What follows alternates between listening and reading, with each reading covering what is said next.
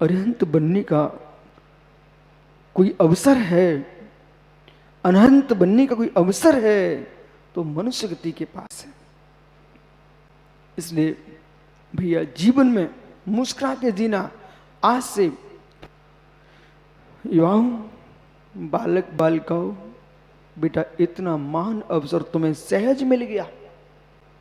जब तुम धोती दुपट्टा शुद्ध सोले के कपड़े पहन के और किसी योगी के हाथ में ग्रास रखने आओ तो ऐसे उछला करोगे, हो ऐसे सारे मनुष्य का आहार दे पाएंगे? वे तड़पते हैं, क्या कोई मुनि के मैं चरण छू लूं? तुम सेवा कर रहे हो, दूर से लोग देखते हैं आप सबको, ओ धन्य ये साधुओं के पास हैं। देश में चर्चा है आप लोगों की, देश में चर्चा है जैन समाज की, कि एक व्यक्ति ने बोला है कि जैनी लोग, अपने समाज के लोग इतने शांत प्रशांत सदाचारी क्यों? ये अपने गुरुओं के पास रहते हैं। एक व्यक्ति ने बोला है ये अपने गुरुओं के पास रहते हैं। जिसने बोला वो जैन नहीं था, उसने ये कहा है ये सदाचारी क्यों हैं? बोले जितने इनको अपने शास्त्र प्रिय हैं, भगवान प्रिय हैं, उतनी प्रिय इनको अपने गुरु हैं। इसे 3 रतन कहते लोग, 3 रतन करता। इनके धर्म के 3 रतन हैं, देव, शास्त्र, गुरु। इसलिए अब सिद्धांत की बात सुनो, कभी मत कहना हम मनुष्य ही देव हैं। तो मनुष्य देव नहीं हो सकते हो। क्यों? नाके नाकौक्षाम सौख्यम, नाके नाकौक्षाम एव। जो देव है वो देव जैसे ही हैं। ऋषिनातंकम धीर कालोपलालतम, नाके नाकौक्षाम सौख्यम, नाके नाकौक्षाम एव। जो तुम्हारा हस्तिकज इंद्रियजन सुख है, आतंक सहित। आज अच्छे से बैठे थे, कल लुढ़क गए, बोले बुखार आ गया, कोई रोग हो गया। देवों को रोग नहीं होता, बुखार नहीं आता, नेत्र नहीं झपकते, सोते भी नहीं है। जैसे आप स्वर्ग में दिन रात का भेद नहीं होता, पसीना भी नहीं आता देवों को। यहां तुम तड़प रहे ना, गर्मी गर्मी गर्मी, उनको कोई पसीना नहीं आता। कोई मिट्टी की भूमि नहीं उनके पास, रत्नमयी भूमि है, बड़े आनंद के साथ रहते हैं। तो आचार्य पूज्यपाद स्वामी ने सोचा कुछ देवों के बारे में कहूं। अंत में आचार्य भगवान को लिखना ही पड़ गया। अरे क्या कहूं, यदि कोई मनुष्य सुखी है तो कहने को मौका मिल जाता कि भैया तू तो स्वर्गन जैसा रहता है, पर देव को मैं क्या कहूं? तो आचार्य महाराज को कहना पड़ा, नाके नाकौक्षाम सौख्यम। देवों का सुख देवों ही जैसा है, उनको दूसरे की उपमा नहीं दी जा सकती। किसकी उपमा दूं? नारकी की दूं क्या, पशु की दूं कि मनुष्य की दूं? इनके पास कोई सुख नहीं है, ये देवों के पास सुख है। कई हेतु आज देव, उच्च जाति के देव यहां नहीं आते, बात व्यंतर भवनवासी घूमते रहते हैं, वे भी सबके सामने नहीं आते। बोले क्यों? देखो आप सुनिए ध्यान से, आप लोगों के बीच में कोई विशिष्ट पुण्यात्मा जीव हो, वो आपको लगता है मैं इसको गाली दूंगा आज, तो सामने आ जाए ना, बत्ती नहीं हिलती तुम्हारी। विश्वास मानिए, पूर्ण अनुभव की बात बोल रहा हूं मैं आपको। कई बार लोग कहते हैं, बोले मैं ऐसा कर दूंगा ऐसा कर दूंगा, कुछ नहीं कर पाते, कुछ नहीं कर पाते। प्रयोग किया मैंने, प्रयोग।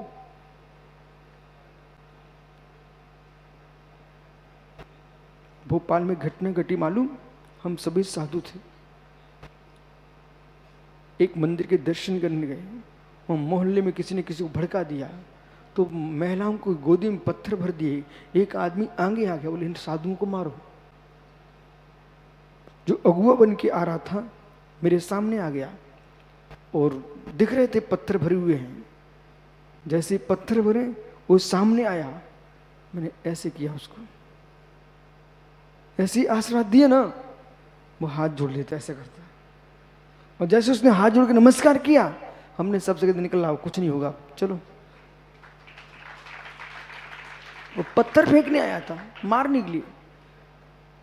पुलिस आ गई मेरे से पूछने के लिए, बोले गुरुजी एसपी आए, बोले आप बोलो मैं उनको क्या करूं।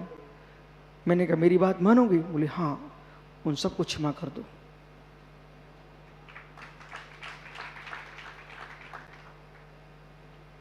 कई जगह गोमटिस में एक सज्जन ने कहा कि विश्व सागर ये आएंगे ना, वे प्रवचन करेंगे, उनका माइक खींच लूंगा मैं। तो मैं भी सोच के गया था कि जहां से सूचना आई मैं आ रहा हूं, मैंने बोल दिया मैं आ रहा हूं। अब मैं देखता था कि सबसे ज्यादा भट्टारक जी ने, वर्धमान सागर महाराज जी ने, समती ने सबसे ज्यादा माइक मेरे सामने लगाया। अब मैं सोचता था कि कौन खींच रहा, अब देखता हूं एक नहीं आया, और मुझे मालूम था कौन खींचने वाला था। वे सब शांत बैठे रहे, देखते रहे। इसलिए जीवन में ध्यान रखो कि आपको अपना पुण्य बढ़ाना चाहिए, पुण्य बढ़ाना चाहिए। किसी के प्रति अशुभ भाव मत लाओ, अशुभ भाव मत लाओ, किंचित भी अशुभ भाव मत लाओ। और पुण्य बढ़ाने का मार्ग देखो, एक एक बात स्पष्ट बता रहा हूं। पूजन पाठ करो, अच्छे से करो, खूब अपने जितना द्रव्य तुम्हारे पास शक्ति है, किंचित भी लोभ मत करो। लेकिन इस बात का ध्यान रखना, चढ़ाते द्रव्य में मान मत कर बैठना। चढ़ाते द्रव्य में मान मत कर बैठना, नहीं तो जैसे बड़े गोदाम में कीड़े लग जाएं तो किस काम का धान खाक हो जाएगा। ऐसे तुमने कितना बड़ा पुण्य कमाया, लाखों के द्रव्य चढ़ा रहे थे, वो मान का कीड़ा लग गया, पूरा पुण्य खाक हो गया।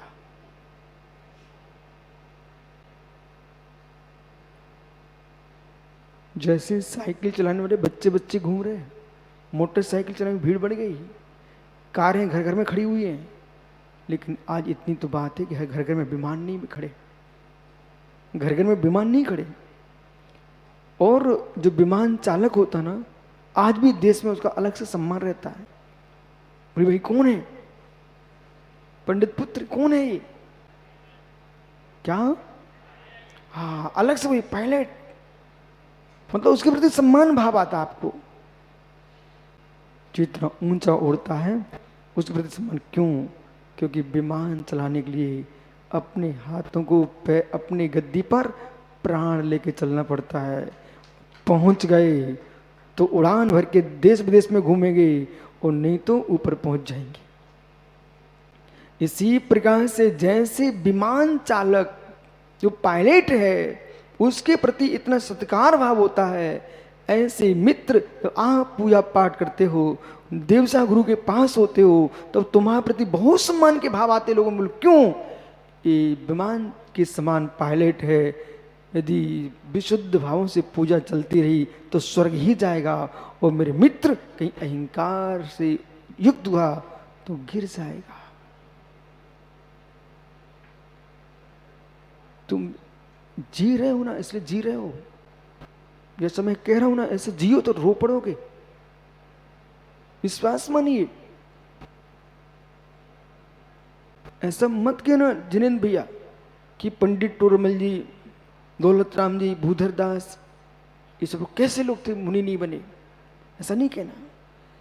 इन लोगों ने मुनिराज की वृत्ति को पढ़ लिया, पढ़ने के बाद इनको अपने आप में देखा, तो जो मुनि की दशा है वे प्रणाम करने की उन्होंने अपने आप में क्षमता नहीं देखी, क्षमता नहीं देखी।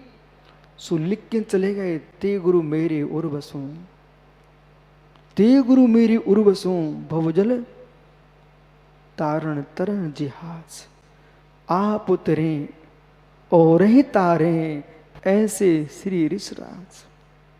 ते गुरु मेरे उर्वसों, जो स्वयं तिरते हो दूसरे को तारते हो, ऐसे बीतरागी दिगंबर मुनिराज पोत जहाज के समान है, इस स्वयं तिर रहे संसार सागर से, और जो उन पर बैठता उनके पास उसको भी तार देते। उन महान विद्वानों को दिगंबर मुनियों के प्रति अगाध श्रद्धा थी। इसलिए आप धन्य हो, उन्हें तो मुनि के दर्शन नहीं हो पाए, पर तुम कितने पुण्यात्मा जीव हो, उनके श्री मुख से रोज तुम प्रवचन सुन रहे हो।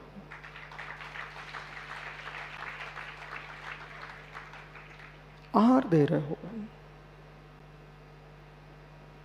महाराष्ट्र में कुंतलगिरी और सोलापुर के बीच में एक स्थान से बिहार चल रहा था, ऐसा पंडाल बना हुआ था, टीन सेट बहुत बड़ा,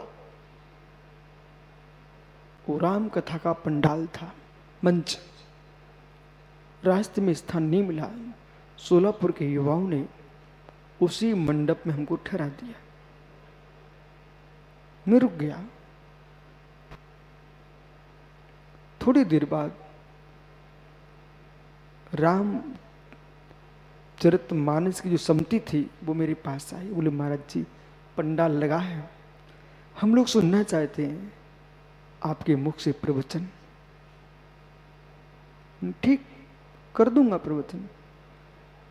जैसे ही प्रवचन हुए पूरा गांव टूट पड़ा, प्रवचन हो गए। एक लंबा ऊंचा, जैसे अपने महावीर बढ़ जाता है ना, अंतर इतना है, गोरे हैं, वो इतनी काला था, इतने काले दादा जैसे बिल्कुल तबाह हूं, आंखें गड्ढे में, महाराष्ट्रियन शरीर, वो मराठा थे। मेरे सामने आके खड़े हो गए प्रवचन के बाद, बोले बाबा जी प्रणाम। ऐसे करते, ऐसे ऐसे मेरी तरफ, अब वयोवृद्ध थे, बहुत उम्र थी उनकी। बोले बाबा जी प्रणाम। ये मेरी आंखें देखो, मेरी आंखें। हमने क्या हुआ? बोले कुछ नहीं हुआ, आपको देख करके मुझे आज आचार्य शांति सागर महाराज की याद आ रही है। हमने कहा आपको क्यों याद आ रही है? बोले जब वो कुंतलगिरी निकलते थे, यहां से सोलापुर, बारामती, फलटन, अकलूज, कुंतलगिरी निकलते थे तो मेरे गांव से निकलते थे। तो जब मैं 14 साल का था, बोले बाबा हमसे, मैं 14 साल का था, इन आंखों ने शांति सागर के दर्शन किए हैं, आज आपके दर्शन कर रहा हूं। उस वृद्ध की बात को सुनकर के समझ में आ गया कि जैन समाज क्यों नहीं प्रभावित होगी शांति सागर से। जब महाराष्ट्र के ग्रामीण बच्चे, उस समय के बच्चे इतने प्रभावित थे जो अपने आप को अभाग्य मान रहे हैं। ऐसे बिहार में रास्ते में निकल रहे थे हम लोग, उत्तर प्रदेश और बिहार का बॉर्डर था, एक पूरा घर का घर आ गया सुब्बर सागर, पूरा घर लग रहा था कोई जैन श्रावक है। नमोस्तु नमोस्तु महाराज नमोस्तु, सबकी वंदना कर रहे हैं, सबकी सेवा किए। वहां एक छात्रावास था, सारे छात्रों ने मिलकर सब साधुओं की सेवा की। वो दादा मालूम क्या बोले, महाराज जी एक फोटो लेके आए। बोले हमें अपने गुरु की फोटो नहीं मिल रही है। हमने कौन तुम्हारे गुरु हैं?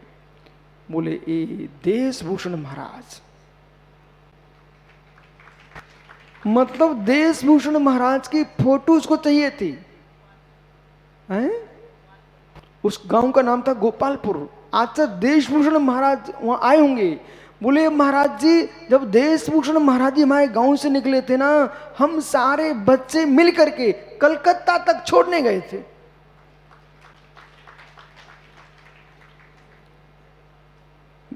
ये कथा क्यों कर रहा हूं मैं आपसे? इसलिए कर रहा हूं कि मित्र, तुम श्रावक बनो तो इतनी अच्छी बनना कि वो गोपालपुर का वो ब्राह्मण विद्वान हमसे कह रहा था, महाराज जी जब हम कलकत्ता पहुंचे तो कलकत्ता के जैन समाज ने इतना खिलाया जैनियों ने, हम लोग तो देखते रह गए। वो बाबा जी ने कह दिया था बच्चों का ध्यान रखना, जब मैं लौट के आया तो उन्हें मेरे साथ के लिए भी बांध दिया। अब सोचिए वो कलकत्ता की समाज की प्रशंसा क्यों कर रहा था। एक भयो वृद्ध बाबा आचार्य देशभूषण महाराज जी का बिहार करा के आया। यदि तुम ग्रस्त रहो तो धर्मात्मा का इतना सम्मान करना कि लोग तुम्हारी याद करें, और तुम साधु बन जाओ, इतने श्रेष्ठ जीवन जीना कि लोग मरने के दिन भी क्यों ना जाएं, तब भी तुम्हारी फोटो देखते रह जाएं। विराजो भैया, सुबह पुण्यस्य सुबह पापस्य, अपन अगले अध्याय में करेंगे। आज सुनो देवों की व्याख्या, अब समझ में सबको आएगा। बैठो डॉक्टर साहब, यहां बैठे ही बैठे तुम देवत्व को प्राप्त कर सकते हो। जो जीव सम्मित की आराधना करता है, ज्ञान की आराधना करता है, चारित्र की आराधना करता है, तीनों के एक एक की फल की व्याख्या की सोमदेव सूरी ने। ज्ञान की आराधना करने से यश मिलता है, ज्ञान की आराधना से यश मिलता है, सम्यक की आराधना से देव बनता है, चारित्र की आराधना से पूज्य होता है, और तीनों की आराधना करे तो मोक्ष जाता है। इसलिए जो देव हैं वे कैसे हैं, किसी भूत व्यंतर को भी मेरे मित्र असुमत सोच बैठना, वो भी पुण्यात्मा जीव है, परंतु देव दुर्गति हो गई बेचारे की। मैं आगे व्याख्या करूं तो आपको समझाता हूं, देव दुर्गति भी होती है। देवांश तुणिकाया